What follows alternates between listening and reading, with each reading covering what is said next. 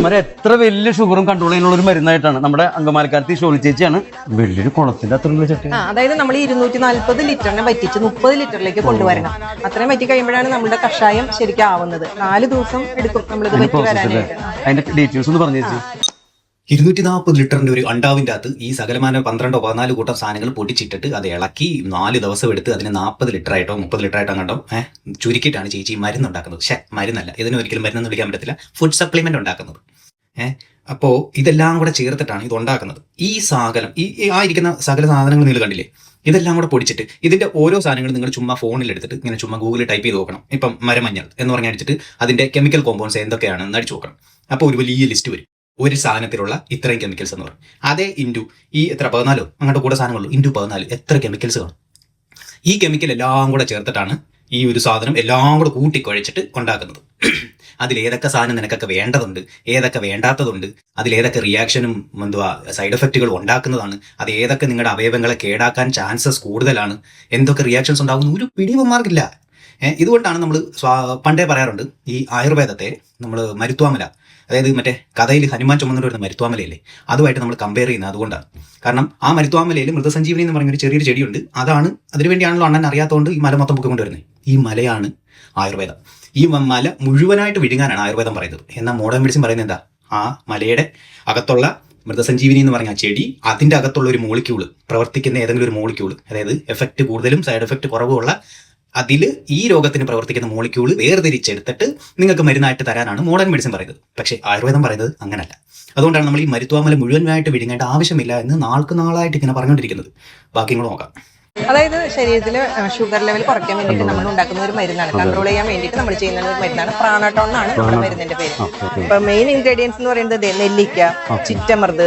ചിറ്റമൃത് ഇതാണ് ചിറ്റമൃത്. ചിലർ ഇതിനെ ഷുഗർ വള്ളി എന്നും പറയാറുണ്ട്. ഇത് ഷുഗർ ലെവൽ കുറയ്ക്കുന്നതിന്റെ ഒപ്പം തന്നെ ഇമ്മ്യൂണിറ്റി കൂട്ടാനൊക്കെ നല്ലതാണ്. ഷുഗർ ലെവൽ കുറയ്ക്കും, ഇമ്മ്യൂണിറ്റി കൂട്ടും. ബെസ്റ്റ് സാധനം ഏതാ? ചിത്തമൃത്. ആയുർവേദക്കാരന്റെ സ്ഥിരം പുള്ളി അഥവാ ഗുണ്ടാലിസ്റ്റിലുള്ള പുള്ളി. ഗിലോയി അഥവാ ടിനോസ്പോറ കാഡിഫോലിയ ഉപയോഗിക്കുമ്പോൾ പ്രത്യേകിച്ച് ലിവർ ഇഞ്ചറിയാണ് ഏറ്റവും ശ്രദ്ധിക്കേണ്ട പ്രശ്നം. പ്രധാനമായി റിപ്പോർട്ട് ചെയ്ത ചില പ്രശ്നങ്ങൾ പറയാം. ചിലരിൽ ലിവർ എൻസൈംസ്, അതായത് ALT അല്ലെങ്കിൽ AST വളരെ ഉയരുകയും ഹെപ്പറ്റൈറ്റിസ് ഉണ്ടാവുകയും ചെയ്തിട്ടുണ്ട്. ചില കേസുകളിൽ ഇമ്മ്യൂൺ സിസ്റ്റം ലിവറിനെ ആക്രമിക്കുന്നത് പോലുള്ള പാറ്റേൺ കണ്ടെത്തിയിട്ടുണ്ട്. ചിലരിൽ അപൂർവമായി ഗുരുതര ലിവർ ഫെയില്യൂർ വരെ റിപ്പോർട്ട് ചെയ്യപ്പെട്ടിട്ടുണ്ട്. പ്രത്യേകിച്ച് മുംബൈ ലിവർ ഡിസീസ് ഉള്ളവരിൽ അപകടം കൂടുതൽ ഗുരുതരമാക്കും ഇത്. ഇനി ബില്ലിറൂബിൻ ഉയർന്ന് കണ്ണും ചർമ്മവും മഞ്ഞ നിറമാകാം. ഒരു മൾട്ടി സെന്റർ ഇന്ത്യൻ സ്റ്റഡിയിൽ 43 പേഷ്യൻസിൽ ഗിലോയ് ഉപയോഗിച്ചതിന് ശേഷം ലിവർ ഇഞ്ചുറി റിപ്പോർട്ട് ചെയ്തിട്ടുണ്ട്. മീഡിയനായി ഉപയോഗം തുടങ്ങിയിട്ട് ഏകദേശം 46 ദിവസത്തിന് ശേഷമാണ് ഈ സിംറ്റംസ് കാണിച്ചത് നോക്കണം. ലിവർ ടോക്സ് NCBI നിലവിലുള്ള എവിഡൻസ് വിലയിരുത്തി ടിനോസ്പോറ കാഡിഫോലിയെ ക്ലിനിക്കലി അപ്പാരന്റ് ലിവർ ഇഞ്ചുറിയുടെ വെൽ എസ്റ്റാബ്ലിഷ്ഡ് കോസായി ക്ലാസിഫൈ ചെയ്തിട്ടുണ്ട്. Jaundice, dark urine, severe nausea അല്ലെങ്കിൽ vomiting, unusual fatigue, abdominal pain തുടങ്ങിയവ ഗിലോയ് ഉപയോഗിച്ചതിന് ശേഷം വന്നാൽ അത് അവഗണിക്കാതെ മെഡിക്കൽ ഇവാലുവേഷൻ വേണം. അതായത് ആശുപത്രി പോകണമെന്നർത്ഥം. സോ ഗിലോയ് നിസാരക്കാരനല്ല. പക്ഷെ അത് ഇന്നും സമ്മതിക്കാത്തവരും ജനങ്ങളുടെ ആരോഗ്യത്തെക്കുറിച്ച് യാതൊരു ചിന്തയും ഇല്ലാത്തവന്മാരാണ് ഈ ആയുർവേദക്കാർ. അവരാണ് ഇന്നും ഈ സാധനം ഉപയോഗിക്കുന്നത്. നിങ്ങളുടെ വീട്ടിൽ ആയുർവേദ കഷായമോ വല്ലോ ഇരിപ്പുണ്ടെങ്കിൽ ഇപ്പോൾ എടുത്ത് നോക്കിക്കോ ഇൻഗ്രീഡിയൻസ്. അതിൻ്റെ പുറയിൽ ഉണ്ടെങ്കിൽ ചിലതിൻ്റെ അകത്തൊന്നും കാണത്തില്ലല്ലോ, പ്ലെയിൻ ഒരു കുപ്പിക്കകത്ത് ഒഴിച്ച് തരത്തല്ലേ ഉള്ളൂ. ഇപ്പോൾ ഇരിക്കുന്നതിൻ്റെ അകത്ത് നിങ്ങൾ ഇൻഗ്രീഡിയൻസ് വല്ലതും എഴുതിയിട്ടുണ്ടെങ്കിൽ അതിൻ്റെ അടുത്ത് എടുത്ത് നോക്ക്. ഗിലോയ് ചിലപ്പോൾ കണ്ടേക്കുമതി. അതാ പറഞ്ഞത്, ഉമ്മാർക്ക് ഇതിനെക്കുറിച്ച് യാതൊരു ധാരണയില്ല. അടുത്ത് നോക്കാം. ചേച്ചി എന്താ ഈ കറുത്തു വരുന്ന? ഇത് ഞാവൽക്കുരുവാണ്. ഇതിനകത്ത് ജംബോലിൻ അല്ലെങ്കിൽ ജംബോസിൻ എന്ന് പറയുന്ന ഒരു കണ്ടന്റ് ഉണ്ട്. അത് ശരിക്കും പറഞ്ഞാൽ അത് നാച്ചുറൽ ആൽക്കലോയിഡ് ആണ്. അത് അപ്പൊ അത് നമുക്ക് ഈ രാത്രി കാലങ്ങളിൽ ഷുഗർ രോഗികൾ കൂടെ മൂത്രം ഒഴിക്കാൻ പോകുന്നുണ്ട്. അപ്പൊ അതിനൊക്കെ കൺട്രോൾ ചെയ്യാൻ വേണ്ടിയിട്ടുള്ളത് ഈ ആൽക്കലോയിഡിന് സാധിക്കും. അടുത്തത് ചേച്ചി പറഞ്ഞ സാധനം ഞാവൽക്കുരു. അതിലടങ്ങിയിട്ടുള്ള കെമിക്കൽസിന്റെ ലിസ്റ്റാണ് ഈ കാണുന്നത്. ചേച്ചി പറഞ്ഞ ജംബോലിൻ അതിലെ ഒരു കെമിക്കൽ മാത്രമാണ്. ബാക്കിയുള്ള കെമിക്കൽസ് നിങ്ങളുടെ ശരീരത്തിൽ എന്തൊക്കെ ആക്ഷൻസ്, റിയാക്ഷൻസ്, സൈഡ് എഫക്ട്സ് ഉണ്ടാക്കുമെന്ന് ഇവറ്റുകൾക്കൊക്കെ വല്ല ബോധമുണ്ടോ? ഇത് മരമഞ്ഞൾ എന്ന് പറയും. മരമഞ്ഞൾ അതായത് നമുക്ക് മുറിവുകളൊക്കെ ഉണ്ടായി കഴിഞ്ഞാൽ ഷുഗർ പേഷ്യൻസിന് എപ്പോഴും മുറിവ് ഒന്ന് ഉണങ്ങാൻ ബുദ്ധിമുട്ടാണ്. അപ്പൊ അതിനൊക്കെ വേണ്ടിയിട്ട് നമ്മൾ ചേർക്കുന്നതാണ് മരമഞ്ഞൾ. അതായത് ഇതിനെല്ലാം കുറയ്ക്കുന്ന രീതിയിലാണ് നമ്മൾ പ്രാണാട്ടോൺ ഉണ്ടാക്കിയത്. നമ്മൾ ഇത്രയും ഇൻഗ്രീഡിയൻസ് ചേർത്തിട്ടാണ് പ്രാണാട്ടോൺ ഉണ്ടാക്കുന്നത്. പൊടിച്ചതെല്ലാം പൊടിക്കും. പൊടിച്ചതിന് ശേഷമാണ് നമ്മൾ കഷായാക്കുന്നത്. തീർച്ചയായിട്ടും. അടുത്തതാണ് മരമഞ്ഞൾ. അതിലുള്ള കെമിക്കലിന്റെ ലിസ്റ്റാണ് ഈ കൊടുത്തിരിക്കുന്നത്. ഇത്രയും സാധനങ്ങൾ അതിൻ്റെ അകത്തുണ്ട്. ഇതെല്ലാം കൂടെ പൊടിച്ചിട്ടാണ് സാധനം തയ്യാറാക്കുന്നത്. ഭയങ്കര വലിയൊരു കുക്കർ. അതായത് നമുക്കിപ്പോ അതിനകത്ത് ചേർക്കുന്ന മരുന്നുകളുണ്ടല്ലോ, അതിൽ തന്നെ ഭയങ്കര കടുപ്പുള്ള മരുന്ന് നമ്മൾ ഈ കുക്കറിനകത്ത് വേവിച്ചിട്ടാണ് അതിനകത്തേക്ക് ഇടുക. നമ്മൾ അവിടെ കണ്ട കഷായം നേരിട്ട് പാക്ക് ആക്കണോ? അല്ല, നമ്മൾ ഇതിന് ശേഷം നമ്മൾ കഷായം ആയി കഴിയുമ്പോൾ അത് ലാബ് ടെസ്റ്റിലേക്ക് അവിടെ അതിന്റെ ഹെവി മെറ്റലും പ്യൂരിറ്റി എല്ലാം ടെസ്റ്റ് ചെയ്തതിന് ശേഷമാണ് നമ്മൾ പാക്കിംഗിലേക്ക്. കഴിക്കുന്ന ആൾക്കാർക്ക് പൂർണ്ണ വിശ്വാസം. തീർച്ചയായിട്ടും കൂടുതലായിട്ട് ഇനി നോക്കണ്ടല്ലോ.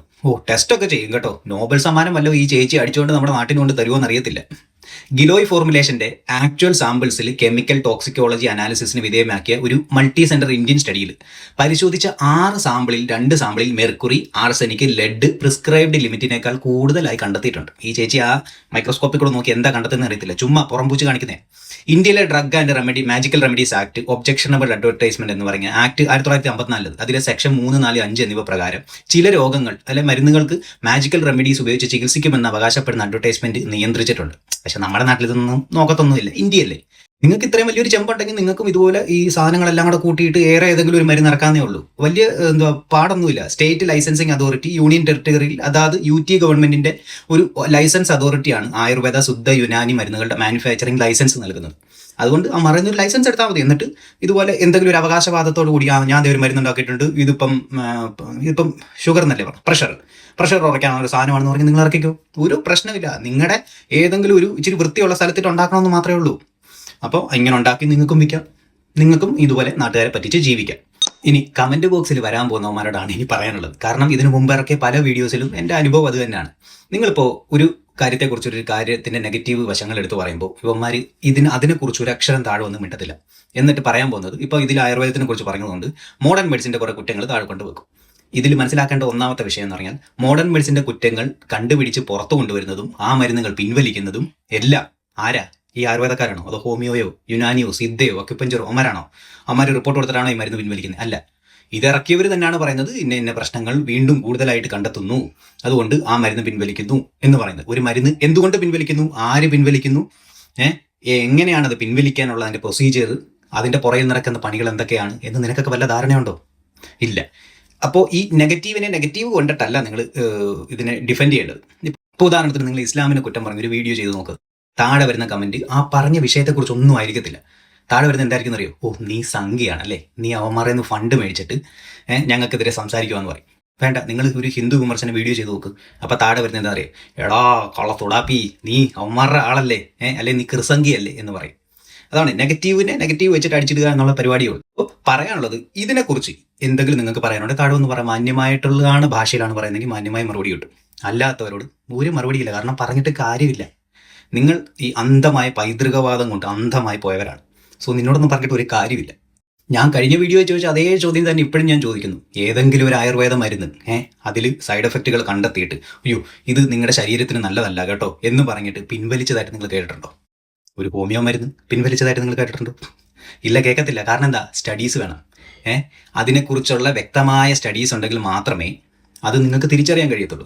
പക്ഷേ ഈ സ്റ്റഡീസിലൊന്നും പെടുന്നതല്ല ഞങ്ങളുടെ ഹോമിയോയും ആയുർവേദം എന്നൊക്കെ പറയുന്ന ആൾക്കാർ, ഡോക്ടർമാർ ഉൾപ്പെടെ ഇപ്പം വന്ന് സോഷ്യൽ മീഡിയ പറയുന്നത് നിങ്ങൾ കേട്ടിട്ടുണ്ടോ? ഇതുപോലെ മാത്രമല്ല, ഷുഗറിന് വേണ്ടി പലതരം മരുന്ന് ഇറക്കുന്ന പലതരം ലാട വൈദ്യന്മാരും ഇതുപോലത്തെ ഈ ചേച്ചിയെ പോലെ വേറെ കുറേ അമ്മമാരുണ്ട്. ഇഷ്ടം പോലെ വീഡിയോ കിടപ്പുണ്ട്. അതെല്ലാം 1 ലിറ്ററിന് 600 രൂപയോ അങ്ങോട്ടൊക്കെയാണ്. നന്നായിട്ട് വിറ്റ് പോകുന്നുണ്ട്. ഈ ചേച്ചിയുടെ വെബ്സൈറ്റിൽ തന്നെ ചെന്ന് നോക്കിയാൽ പറയാം. ലേഹ്യം ABC ലേഹ്യം വരെ വിൽക്കുന്നുണ്ട് ചേച്ചി. പറഞ്ഞിട്ട് കാര്യമില്ല. ഇത് ഇന്ത്യയാണ്. ഇവിടെ എന്ത് ചവറും വിറ്റുപോകും.